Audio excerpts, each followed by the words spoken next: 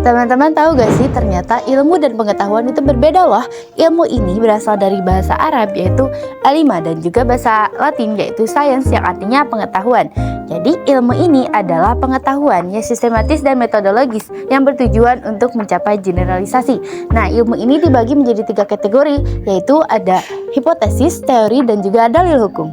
Sedangkan pengetahuan ini berasal dari bahasa Inggris yaitu knowledge yang didefinisikan sebagai kepercayaan yang benar dan hasil dari proses tahu manusia.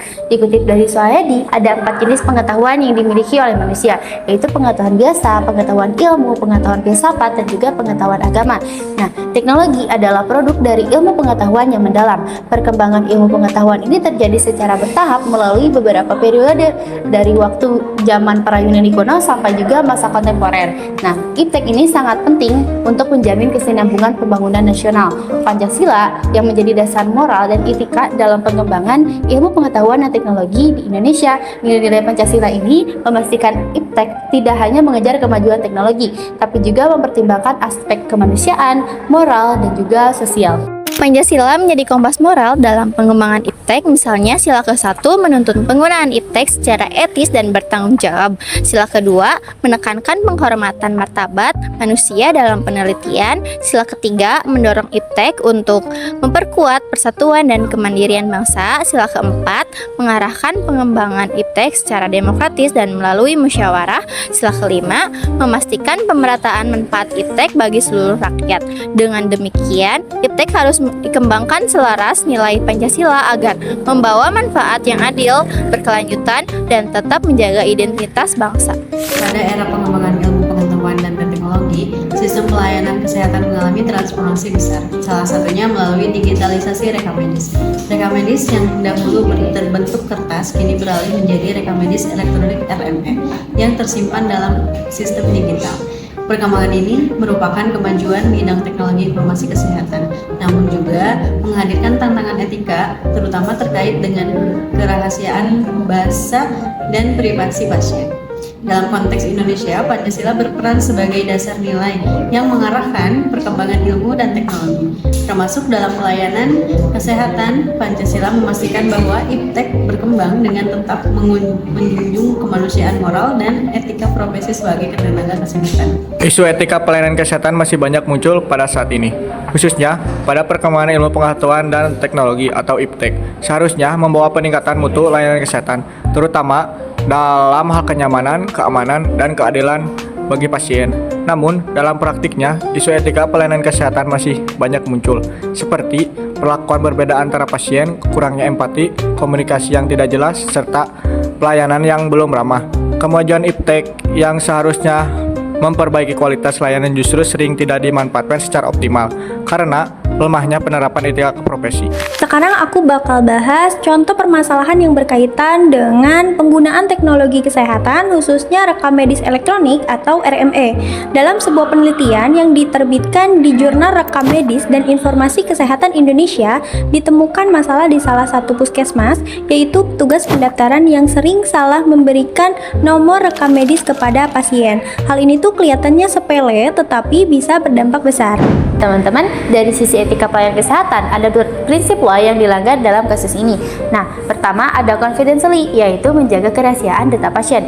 Kalau nomor rekam medisnya salah, data pasien juga bisa kebuka atau terbaca oleh pasien lain. Nah, ini tuh jelas melanggar prinsip kerahasiaan rekam medis yang seharusnya dijaga ketat oleh tenaga kesehatan. Yang kedua ada non-malfeasance atau prinsip tidak membahayakan.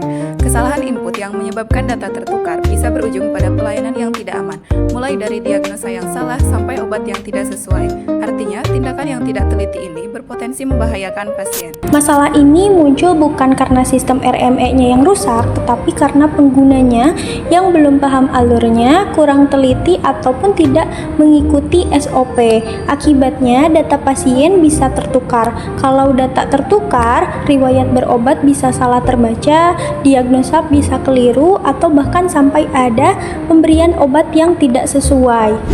Jadi meskipun teknologinya sudah cukup canggih, kalau penggunanya tidak disertai dengan pemahaman dan juga etika kerja yang baik, teknologi seperti RME ini malah bisa bikin masalah baru dalam pelayanan kesehatan.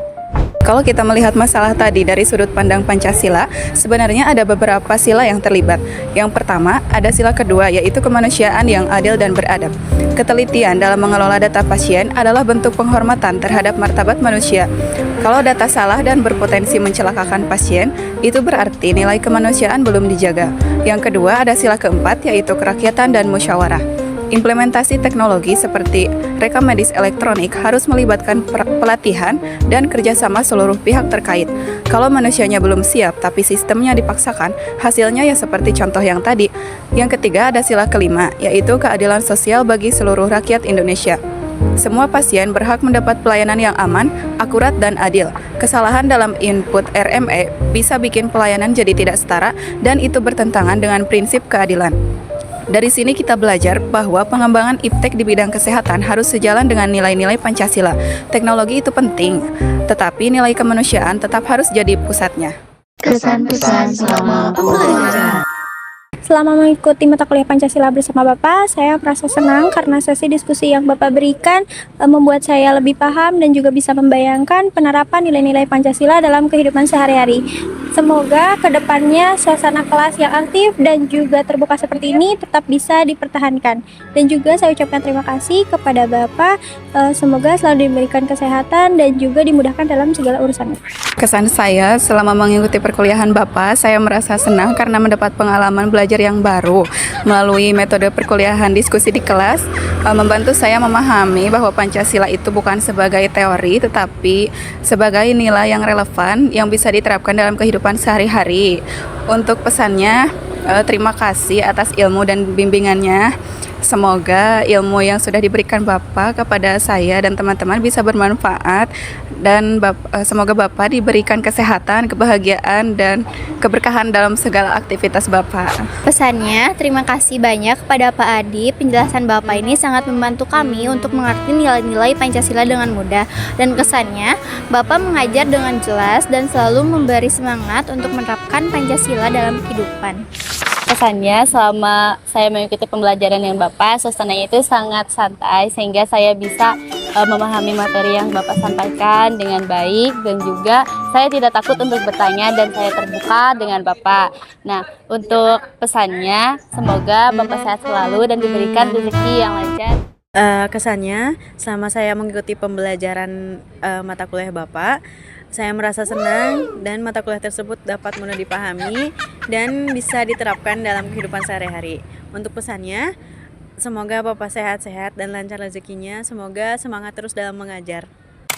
Kesan saya selama mengikuti perkuliahan Bapak, saya merasa cara Bapak memberikan pematerian itu sangat jelas dan gampang dipahami. Pesan saya yaitu terima kasih atas Bapak, sehat-sehat.